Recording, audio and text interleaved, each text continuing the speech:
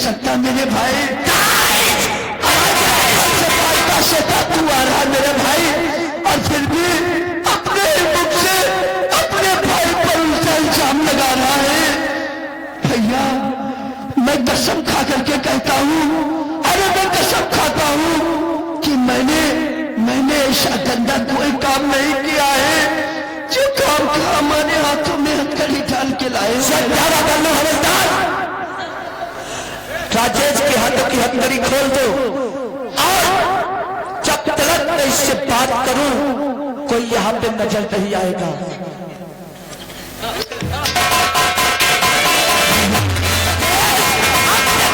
मुझे भाई कहता, मुझे बहुत शर्म आती है कि तू मेरा भाई है। ऐसा पहले तुम बता, सच्चाई बयान कर कि ये राम चुकाना नहीं जाएगा। किसने बताया? मैं कभी नहीं कहूंगा मेरे भाई कि मैंने ऐसा काम किया। चार सफीम ब्राउन शुगर विदेशी हथियार ये मेरे नहीं है।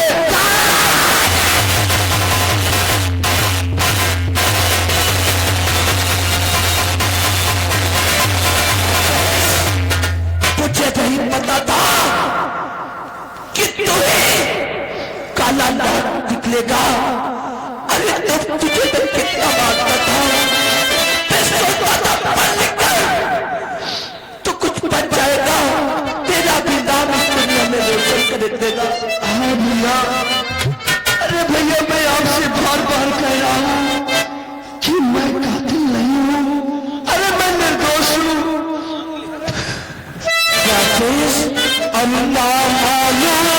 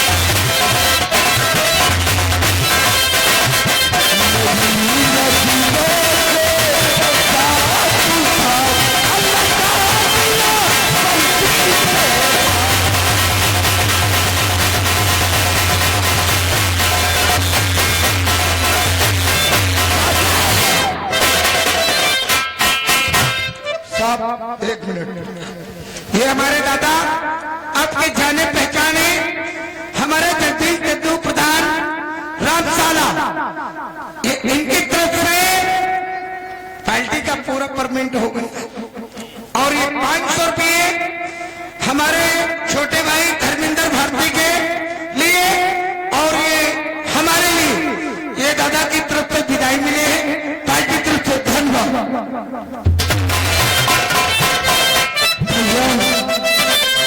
अरे क्यों ना अपने भाई को अरे गोली से मार दो। यूं तरफा के क्यों मार रहे हो मेरे भाई? अरे बेहया के सवाल क्या सोच रहा हूं?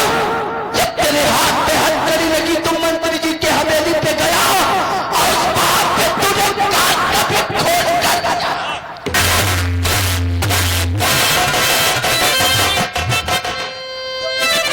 भैया क्यों ना मेरे शरीर का खून का कतरा कतरा निकाल लो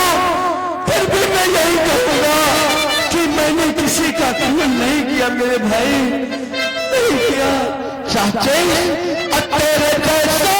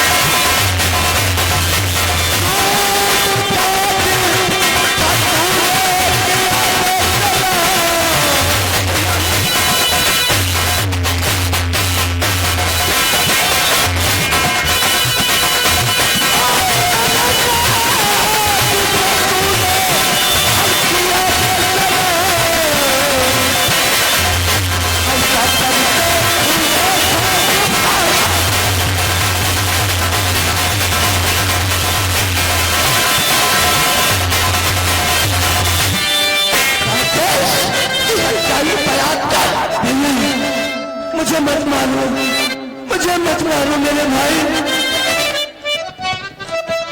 खून ना मैंने किया श्रीमान,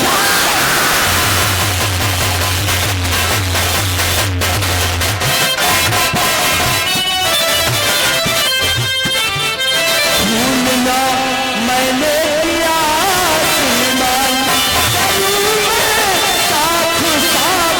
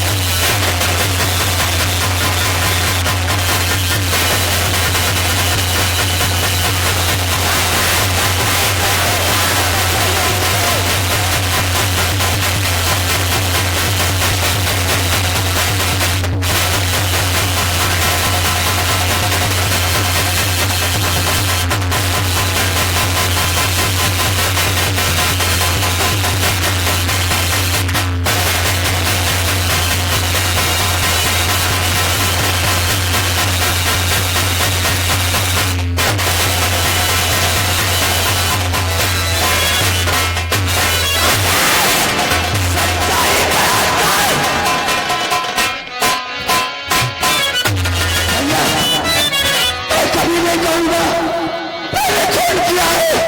क्यों ना मेरी जान ही निकाल लो।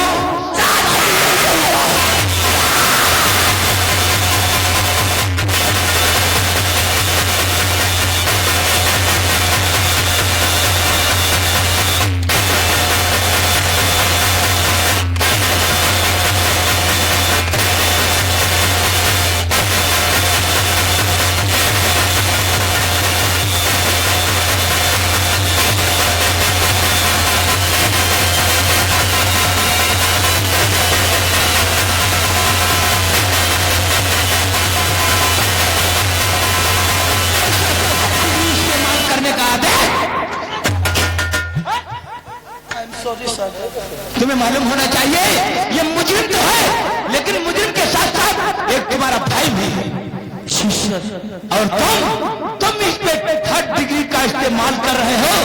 अच्छा, तुम्हें मालूम होना चाहिए ये केस अदालत को पहुंच चुका है और इसे पहुंचकर अदालत में पेश करो। केस कुछ दिनों के लिए रुकवा दीजिए सर।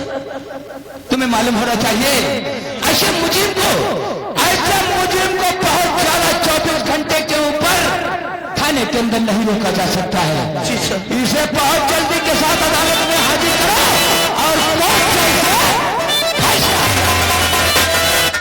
मेरे भाई राजेश, आप मजबूर हो कि तेरे पास कोई ऐसा साबुत भी नहीं है जो तुझसे तू साबित हो कि खुद ही नहीं है। भैया मैं मजबूर हूँ आज। और ये हमारे भैया नंदराम और विशंभर भैया की तरफ से साहब आपको लिए और आपके भाई के लिए ये 10 रुपए, कहने का मतलब 30 रुपए कलमबंद इनाम दिया है। पार्टी तरफ से धन्यवाद। और कहते हैं कानून के रिश्ते में भाई बहन नहीं देखा जाता। धन्यवाद भैया। जब मुझे कॉलेज के लिए देर हो जाती थी तो आप आकर के मुझे अच्छे से जगा करके अच्छे से कपड़े पहनाकर नहला धुलाकर आप मुझे कॉलेज भेज देते थे। और जब आप नहाने के लिए बैठते थे, स्नान करने के लिए बैठते थे, भाई राजेश तुम्हारा पानी भर करके रख देता था। भैया आज तू नहा ले, लेकिन आज ऐसा किसकी नजर लग गई, न जाने किसकी नजर लग गई मेरे भाई, जो हम भाई दूर हो गए। लेकिन भैया जब हम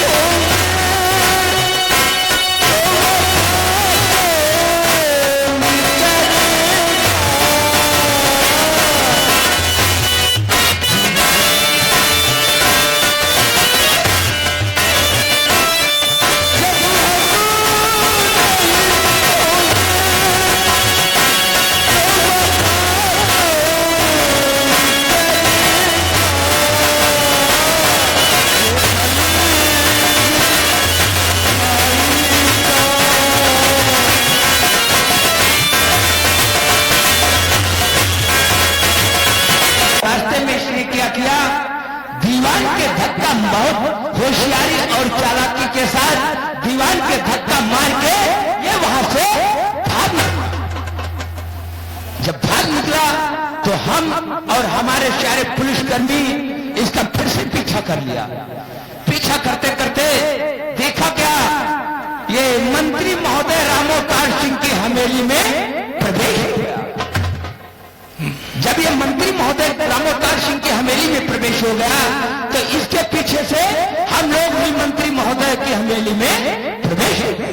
वहां पर क्या हुआ, वहां पर मिलौर ये मंत्री महोदय के कदमे में पड़ा था, हाथ पर जोड़ रहा था। इतने में मेरा वहां पे पहुंचना हुआ और मैंने इसे अरेस्ट करना चाहा। हमारे बढ़ते हुए हाथों को मंत्री महोदय ने रोक दिया। इतना ही नहीं, मंत्री महोदय ने कहा ऐसा कौन सा जुर्म, ऐसा कौन सा इसने पाप किया है जो आप हमारी हवेली में इसे गिरफ्तार करने आए हैं। मैंने सारी हकीकत मंत्री महोदय से बयान किया और जब सारी हकीकत बयान किया तो ये सब जो मुजरिम खड़ा है कटघरे में, ये इतना शातिर और दिमाग चालाक है, इसने मंत्री महोदय का सर्विस रिवॉल्वर निकालकर तुरंत उनके गार्ड को गोली मार के हत्या कर हत्या कर दिया। जी सर, इतना ही नहीं, मैंने बहुत होशियारी और चालाकी से इसके ऊपर काबू पा करके इसके हाथों में हथकड़ी डाल दिया।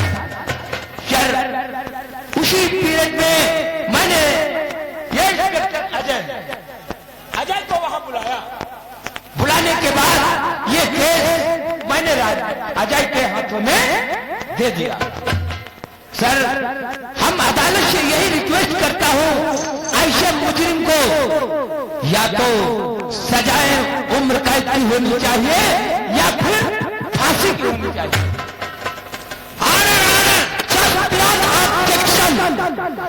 मेरा नाम अजय है, मैं अदालत में बहस करना चाहता हूं, अदालत से इजाजत चाहता हूं। तुम गिरा कर सकते हो। अभी हमारे सीनियर अफसर एसपी राणा साहब ने बताया कि जिस वक्त इनको इंफॉर्मेशन मिली कि शांति नगर रेलवे स्टेशन पर एक आतंकवादी ठहरा हुआ है, उस वक्त हमारे सीनियर अफसर एसपी राणा साहब ने अपने पुलिस दल के साथ शांति नगर रेलवे स्टेशन पर पहुंचे।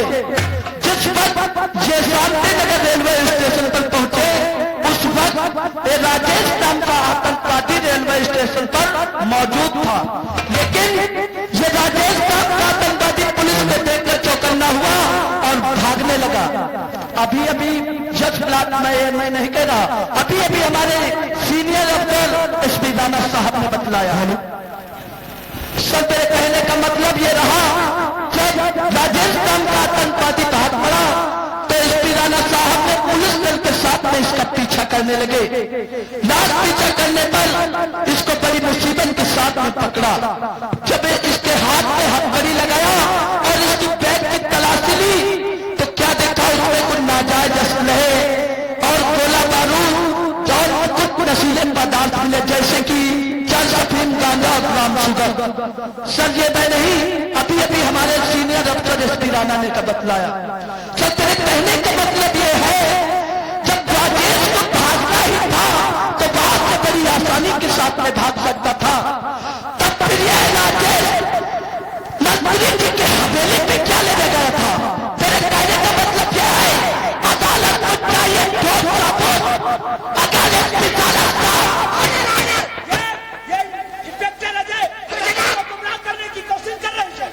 राणा साहब, अभी हमारी पूरी बात नहीं हुई है। संतरे कहने का मतलब अदालत को चाहिए ठोस सबूत। अगर इसके पास कोई ठोस सबूत, कोई गवाह है तो अदालत में पेश करे और ये साबित करे कि मुजरिम राजेश है। एसपी राणा, तुम ये केस हैंडल कर रहे हो और तुम्हें मालूम होना चाहिए कि तुम भारत देश के एक जाबाज सिपाही हो और अदालत पुलिस की गवाही नहीं मानती है, इसलिए अदालत तुम्हारी गवाही खंडित करती है। अगर तुम्हारे पास कोई दूसरा गवाह हो तो अदालत में आकर के अपना बयान दे सकता है। सर, हमारे पास दूसरा गवाह है। कौन है? मौके वारदात के गवाह मंत्री महोदय राम अवतार सिंह के भाई ये बैठे Nageshwar. Order order, you sit down. सामने नागेश्वर अदालत में पेश हो।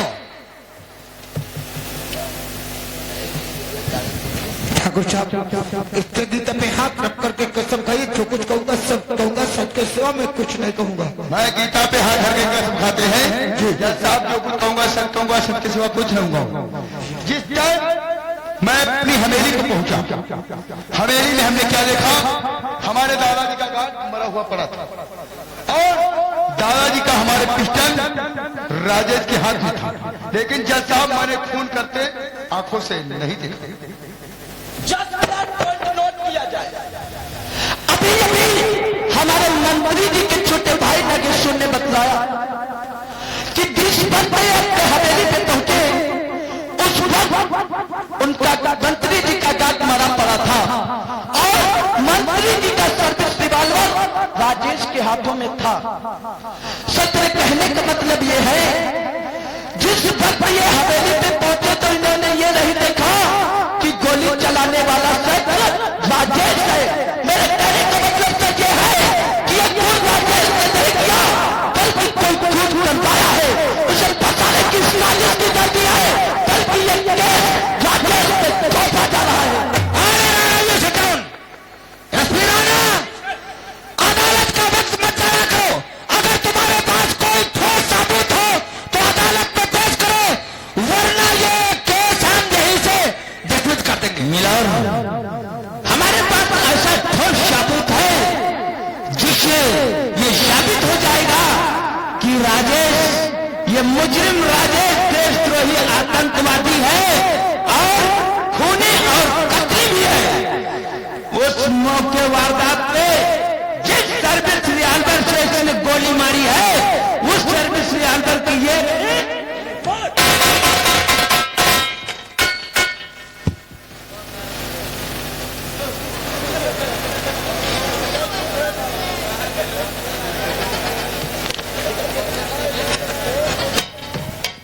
मुलजिम राजेश सामने आओ।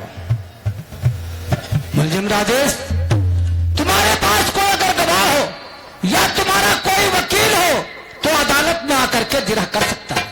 जज साहब, मेरे पास न तो गवाह है न तो सबूत है। जज साहब, आपसे कुछ कहना चाहता हूं। जज साहब, क्या कहना चाहते हो?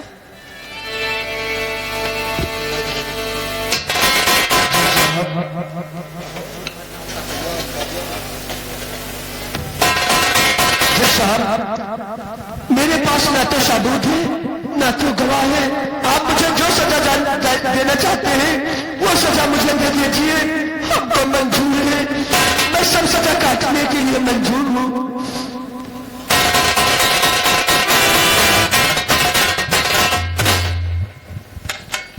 मुलजिम राजेश, तुम्हारे आंसुओं की जज्बातों की अदालत कद्र करती है, लेकिन ना तो तुम्हारे पास कोई ठोस सबूत है ना तो कोई गवाह है जिससे तुम बेगुनाह साबित हो। नागेश्वर की जब